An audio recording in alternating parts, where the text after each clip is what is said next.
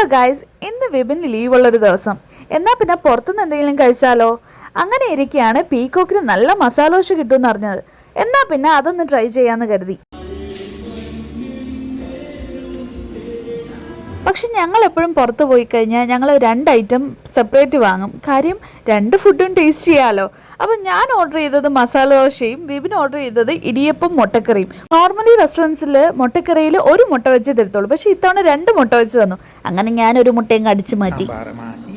ദോശയെന്നൊരു pitch അവളെ ചമ്മന്തിയിൽ നോക്കി 2 ചമ്മന്തി നോക്കി സാമ്പാറിലൊന്ന് കുളിപ്പിച്ചെടുത്ത് നേരെ വായിലേക്ക്. ആഹാ, അന്തസ്. ബ്രേക്ക്ഫാസ്റ്റ് എങ്ങനെയുണ്ട്?